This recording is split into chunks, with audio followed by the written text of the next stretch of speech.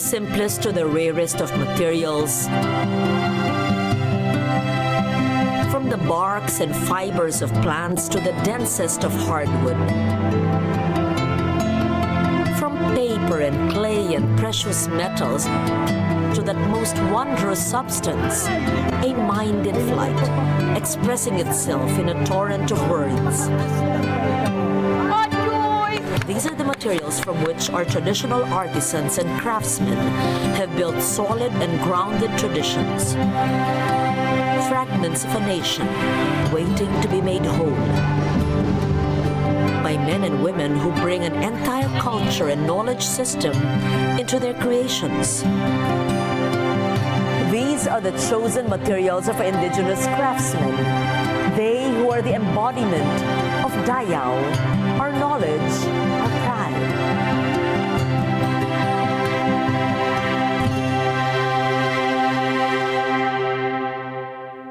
The second part of expressive fibers takes us beyond places where cotton, silk, and piña are used, and into the hills of Lake Cebu, where a master weaver works abaca into stunning textiles. We also go beyond our standard ideas of weaving and fibers as we explore baskets, palaspas, and the underappreciated jewel of our weaving tradition, the banig of Basilan, Palawan, and Samar. Weaving fibers, from cotton to pandan, from silk to nito, into textiles, baskets, mats, and utensils. It may seem complex and confusing to modern-day Filipinos, but for others, like the Tiboli weaver Barbara Ofong and other weavers we feature here, weaving is second nature, a means of expressing identity and celebrating life itself. Like the deceased Gawad Manilikan ng Bayan awardee Lang Dulay, Barbara Ofong is a Tiboli weaver who has mastered the difficult art of weaving abaca ikat. It is difficult, first, because abaca fiber is more laborious to process and to prepare than cotton, and because ikat weaving demands a technical precision where the abaca threads are tied and then dyed before being laid out on the backstrap loom. Only when the dyed threads are laid out on the backstrap loom does a semblance of a design emerge. And only when the weaving process has been completed will stunning and integral textiles emerge, designs and motifs all from the dreams and imagination of the weaver, passed on from generation to generation. Abaca can also be considered like linen. Because when we say linen, it's actually fibers coming from the stem. So since the fibers of the abaca come from the sheath of the fibrous banana, then that can also be linen. Suitable for textile weaving because it abounds in, well, the plant itself abounds in the Philippine Islands, from Mindanao, Visayas, even Luzon, but even Tagalog, southern Tagalog area. There had been production of abaca textiles. The term ikat is actually a Bahasa Indonesia term, which of course also being used by Malaysia, and now it's the term used all over the world, in textile world, when we talk about tie-dye resist. Ikat is tie-dye resist design technique. Most of the Mindanao cultures in the Philippines use ikat as the design technique. The Mandayas, they do their designs and their dagmays using the ikat technique. Then also Bagobo for their inabal, the Blaan for their inabor, and then the Tiboli for their tinalak. In reality talaga, no, ikat seem to be practiced, no, by almost all cultures from north to south. For the Tiboli and the Bagobo and also the Bilaan, they usually come up with abaka ikat textiles that are of smooth texture, very pliant, smooth texture, well defined forms, no? Design forms, meaning the colors, it's not crooked or not spilling out of the design form, no? So it shows that there is a high skill in the tying itself and also in the dyeing. Weavers or the people involved in the production of this abaka textiles, no, have really mastered, no, the dyeing process itself, the tying and dyeing, plus the whole process of textile weaving and even the finishing. They go through all these textiles, go through finishing, except for the mandaya, no? The mandaya and also subanen, they don't, their abaka textiles do not go through finishing process.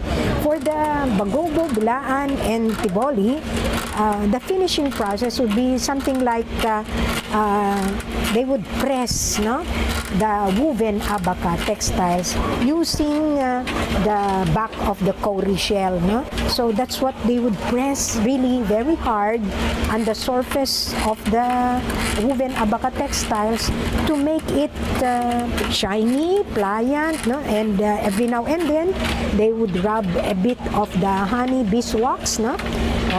Or the beeswax. They would press, or they would apply that on the woven textiles and then press the surface of that abaka ikat textile with the use of the back of the cowrie shell.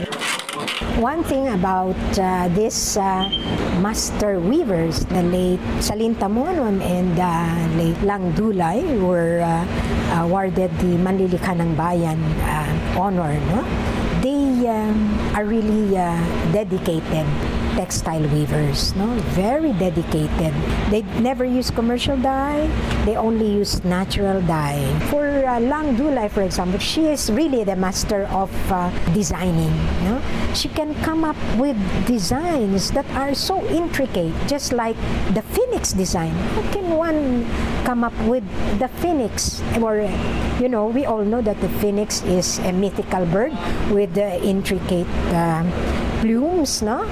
Depicted with intricate plumes, and that's what she produced in some of her textiles. The works of Salinta Monon and Lang Dulay, Barbara Ofong, and also Hilda, also Tiboli, they're really very good weavers.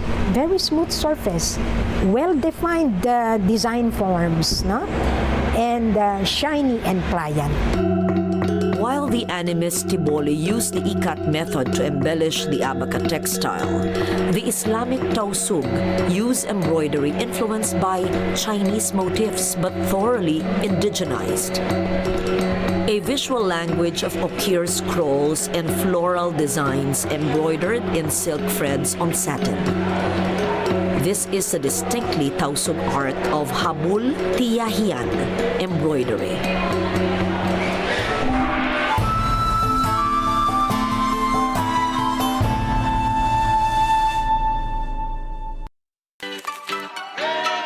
Good vibes ba kamo? Sagot namin ang umaga ninyo.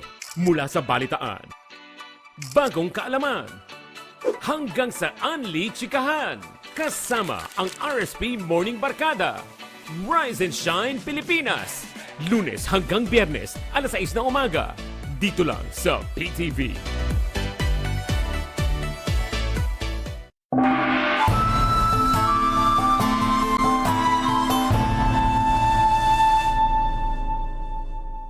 Perhaps we find ourselves so overwhelmed with the wealth of textile motifs and techniques in our own country that we sometimes overlook the baskets, palaspas, and the humble banig as fine examples of how expressive fibers are crafted.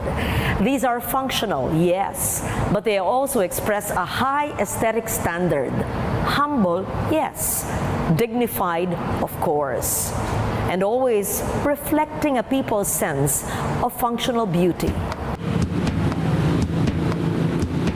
collection of the Tawid Museum in Lawag City documents the variety of shapes and forms developed by the peoples of the Cordillera. Here are baskets for winnowing rice, for transporting seedlings and grains, baskets for storing food and vegetables. Each form and type depicts a unique response of Cordillera artisans to the needs of their community. Weaving fibers is so deeply ingrained into our culture that we often overlook the crafts that are most endearingly connected to our own lives. Perhaps because the materials and finished products are ephemeral, we often take forms like the palaspas and the banig for granted. One scholar, Elmer Nocheseda, has devoted his life to studying these forms. His two books, Palaspas and Rara, document the wealth of these ephemeral crafts, as well as the knowledge and skill of the anonymous craftsmen. I have documented more than 200 palaspas forms from all over the Philippines, from north to south. And it involves different kinds of palm leaf art, from utilitarian to decorative. Those palaspas forms that are used for packaging rice, and those palaspas forms that are used for as games, as toys, and those palaspas forms used in rituals, in dances, in prayers, in decorating altars, and in offertory rituals. Palaspas in the present form has been limited to the Palm Sunday rites that we are been used to. But in old dictionary, in the 1613 dictionary of Tagalog by Father Pedro Sanlucar, palaspas was given a very broad meaning. It's not only the palm that is used to decorate the churches in the Palm Sunday rites, but it includes also all the palm leaf art that could be made out of the leaves of coconut tree, of buri, of pandan, and other leaf material. Those of us who have slept on a well-made banig remember the experience in tactile, sensual terms. The worn smoothness of the woven surface, the smell of fibers, the touch of the frayed edges. The banig is one of the few woven artifacts that most Filipinos know and respond to instinctively. The variety of mats and designs found all over the islands is a testament to its appeal. We have a very pervasive mat weaving culture in the Philippines. Almost from north to south, we have a mat weaving tradition. It is basically because we have plenty of natural materials that lend themselves to mat weaving. The different areas in the Philippines can boast of a particular mat based on the mat weaving material available in that area. The most common material is the pandan. The next is the buri. The basic technique is the 1/1 or the simple mat weave. And this is present in all the mat weaving areas in the Philippines. But some weaving cultures have intensive culture of mat weaving that they have created different techniques to form different designs. Like the Sama of Tawi-Tawi, they make use of the splicing technique called tinabit. Mat weaving is a way of life. It cannot be taught in school. You have to be there in the community to learn and to understand the mat weaving. And mat weaving is imbibed. It's a tacit knowledge that one acquires from her grandmother, from her mother, from her aunt, from her sister, from her relatives. It's passed on. Tradition is passed on. And the lifestyle is acquired from getting the palm leaves, from getting the pandan leaves, by stripping them, boiling them, dyeing them, drying them, weaving them, and cutting them into the right sizes. Our survey of mat weaving traditions begins in Palawan. Among the Palawanon, Some of the best mats are found in Palawan. When you go to the south, you could see the mats made by the Jama Mapun. And they have created beautiful mats because they have a very beautiful source of pandan leaf material. The Palawan people have access to bountiful supply of rattan. These beautiful mats are integral in the lives of the people of Palawan. For the Jama Mapun, they use it as the mat for their prayers during Salah. So mats have meaning in the lives of the people of Palawan. Mga materials po ay pandan leaves, tapos ito ay kinukulayan, at ito ay mahaba-haba rin proseso bago mabuo itong paggawa ng banig na to, dahil ito ay papaputiin, tapos kukulayan, then gawin na yung kung anong design ang gusto o order ng mga tao. Then ito po ay doble, may lining po siya, yun ang ganun. Pag ganitong maliliit na banig, ito ay mga 5 araw hanggang 7 araw kung ang materials ay ready na para gawin. Pag malalaki naman po, mga 1 buwan ang paggawa ng banig nito, na tulad nito kalaki. The Yakan are renowned for their dazzling and complex textiles. The geometric motifs found in their Seputangan textiles are also echoed in their banig. The Yakan weavers make use of a lot of colors, as you could see in their woven textile. And in Seputangan, they use varied colors, and they apply it also in their mats. What is very nice in their mats is they make use of asymmetrical patterns. It's not typical grid-like designs that is predominant in most mats. And you could see this asymmetrical beauty mats of the Yakan.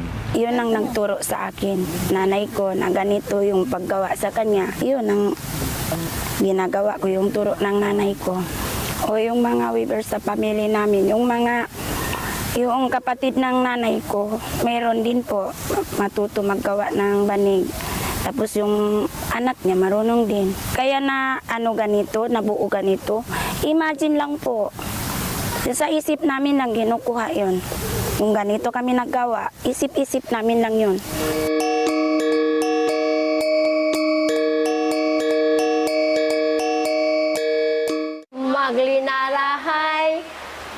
In Samar, the tradition of mat weaving is enriched by a unique location. In Basay, the weavers of Basyao traditionally weave their mats in the nearby cave. The mats of Samar are the most popular mats in the Philippines.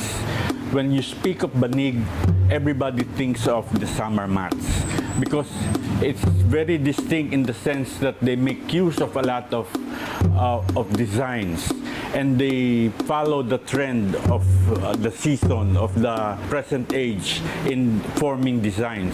The caves basically are used for practical reasons. One, it shades them from the direct rays of the sun, because the woven material, the material that is being used are very delicate and can snap when it is so dry. So they want to maintain the humidity of the place such that they would not break the fibers that they are weaving. In some areas which don't have the benefit of the caves, they can just weave during the early morning hours or the late in the evening or early afternoon when the sun sets. Nung maliit pa po kami, nakikita namin po sa lola namin, sa nanay namin. Tapos, nung kaya na namin, nag-uumpisa na kami maggawa nito ng banig. Hanggang sa ngayon po, ito po ang aming ginagawa. As folk art, the mats of the Philippines can be considered a metaphor for our similarities and our differences. Each distinct design, each technique, each particular way of weaving, dyeing, and finishing a mat speaks volumes about how the same object can be so expressive of a people's sensibility. Ang banig ay isa sa pinakamahalagang bahagi ng kulturang Pilipino. mula sa pagsilang niya hanggang sa kanyang kamatayan. Bahagi ito ng buhay ng Pilipino. Walang ibang bagay sa Pilipino na ganitong ka-pervasive ang binibigay na halaga sa buhay ng Pilipino. Unfortunately, yung mga nakatira na sa syudad at na malayo na sa gawaan ng banig ay nakakalimutan na ang kahalagahan ng banig na ito.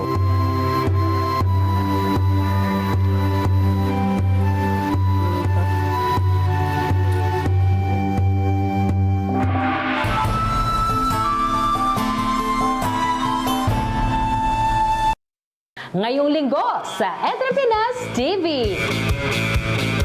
Laser treatment para sa warts at skin tag ang matutunghayan natin sa KKK. Kalusugan at kagandahan ay kayamanan. Mahahalagang kaalaman tungkol pa rin sa pagpaparehistro sa BIR ang lilinawin sa atin ni Margie De Castro ng BIR RDO 50 sa Entrep Tips. Kilalanin natin ang May Tag mula sa Exatec para sa kanilang maaasahang commercial laundry appliances sa kaagapay sa hanap buhay.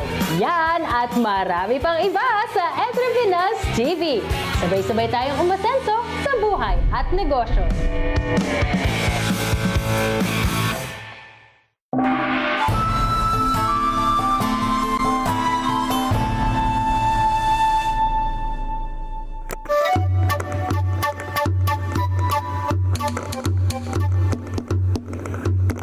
We cannot end our survey of the country's expressive fibers without looking at these other forms.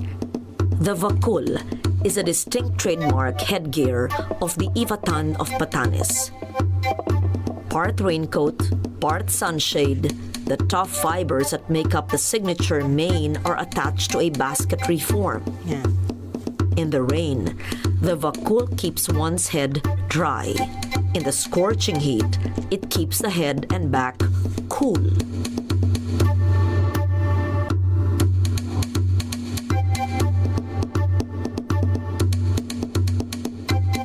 Paggawa kayo ng wakol, ito ang unang gawin. Ganyan. Para mapino yung legs niya. Maging fiber na, ipapatuyo na. Ito na. Ihihiwalay na. Yung bakol, ito ang umpisa niyan, pambabae. Ito ang umpisa sa ulo. Yung abaka, yan ang niyan, ibabalot yan ng sa abaka, yung buyaboy. Ganyan. Kung ipataas mo na ito sa paganito, yan na, ilagay mo na yung base nito para may na.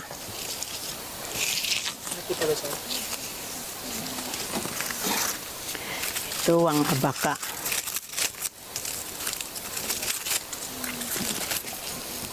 Ito ang abaka, yan ang yan sa buyaboy. Ipaloob yung buyaboy dito sa abaka.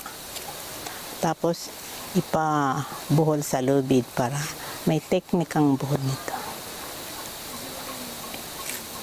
Igagamit ang abaka dito sa bakol para maano yung buyaboy dito sa katawan ng bakol. Para matibay. Ito ang isang bakol na ito, yung large na bakol, 1 linggo ang paggawa nito.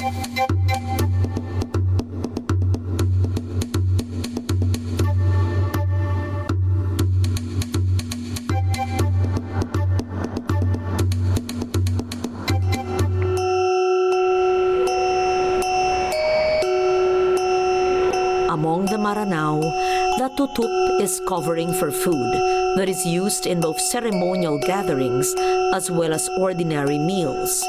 The dome shape is made all the more attractive by the bursts of color and the woven geometric patterns.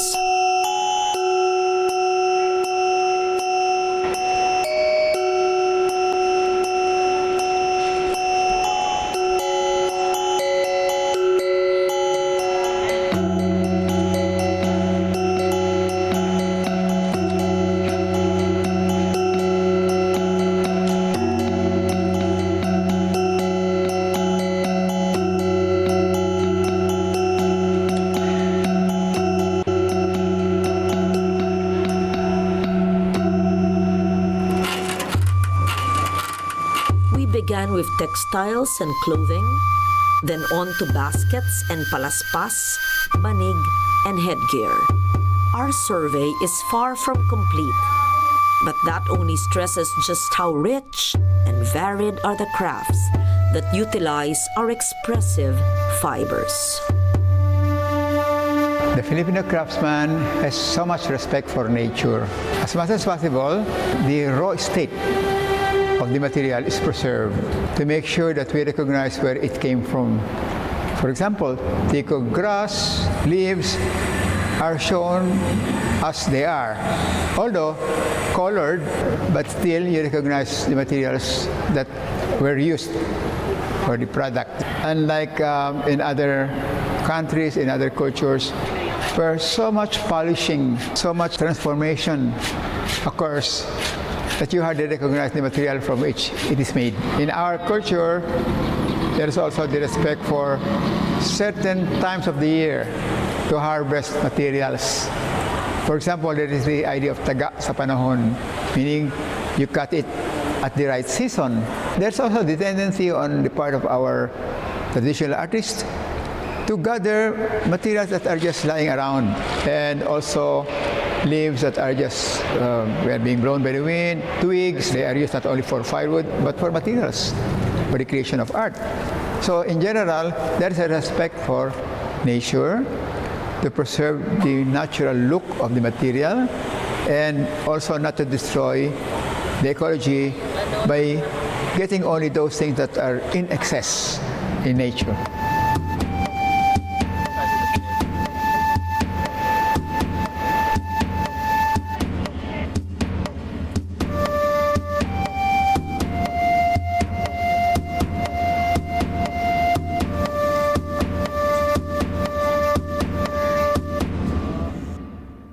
Traditional Filipinos took from nature the fibers they needed.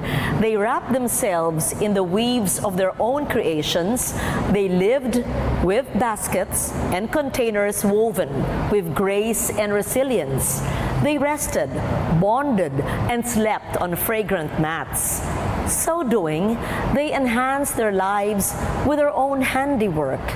Their communities made stronger by the shared experience of creating and living with the work of their own hands. More than just craft, it was a way of living, a lifestyle bound to the earth, to the community, to the ideals of beauty and even comfort. A life lived with Dayaw, our knowledge, our pride.